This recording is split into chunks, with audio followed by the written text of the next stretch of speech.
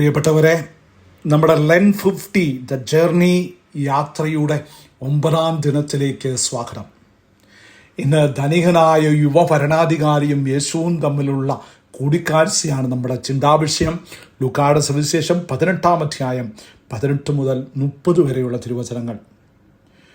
തുടങ്ങുന്നതിന് മുമ്പ് ഒരു ചിന്ത. ഒരിക്കൽ ഒരു മലകയറ്റക്കാരൻ വലിയൊരു പാറക്കെട്ടിൽ കുടുങ്ങിപ്പോയി.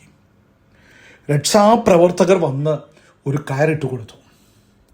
പക്ഷേ അയാൾ തൻ്റെ കയ്യിലുള്ള ഭാരമേറിയ സ്വർണ്ണപ്പെട്ടികൾ വിടാൻ തയ്യാറായില്ല. 2 കൈയിലും പെട്ടി പിടിച്ചിരുന്നത് കൊണ്ട് അയാൾക്ക് ആ രക്ഷാക്കയറിൽ പിടിക്കാൻ കഴിഞ്ഞില്ല. നമ്മുടെ കയ്യിലുള്ള ചില ഭാരങ്ങൾ വിട്ടുകൊടുക്കാൻ തയ്യാറാകാത്തതുകൊണ്ട് ദൈവം നൽകുന്ന രക്ഷയുടെ കൈകളിൽ പിടിക്കാൻ നമുക്ക് കഴിയാതെ പോകുന്നുണ്ടോ? ഈ വചനങ്ങളിൽ നിന്ന് നമുക്ക് 3 കാര്യങ്ങൾ പഠിക്കാം.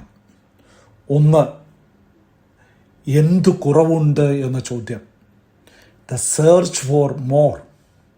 എല്ലാ കൽപ്പനകളും പാലിച്ചിട്ട് ആ യുവാവിൻ്റെ ഉള്ളിൽ ഒരു ശൂന്യതയുണ്ടായിരുന്നു.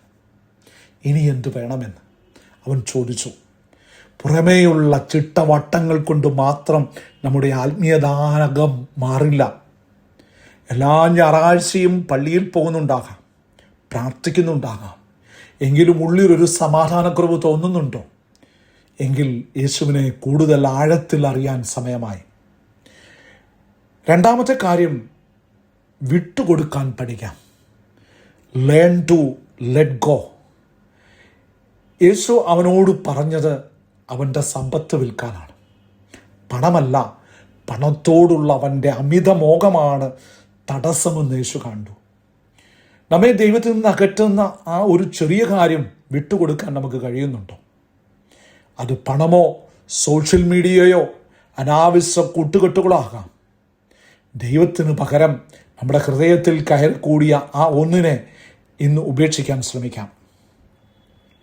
3-ാമത്തെ കാര്യം, ദൈവത്തിന് അസാധ്യമായ ഒന്നുമില്ല. God makes it possible. സമ്പന്നൻ സ്വർഗത്തിൽ കടക്കുന്നത് പ്രയാസമാണെന്ന് പറഞ്ഞപ്പോൾ ശിഷ്യന്മാർ ഭയപ്പെട്ടു.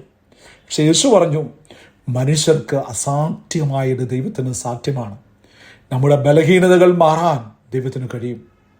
എനിക്ക് ഈ സ്വഭാവം മാറ്റാൻ കഴിയില്ല എന്ന് പറഞ്ഞ് തളരരുത്. ദൈവത്തിന് നമ്മെ മാറ്റാൻ കഴിയും. അവിടുത്തെ കൃപയിൽ വിശ്വസിക്കാം. 3 കാര്യങ്ങൾ.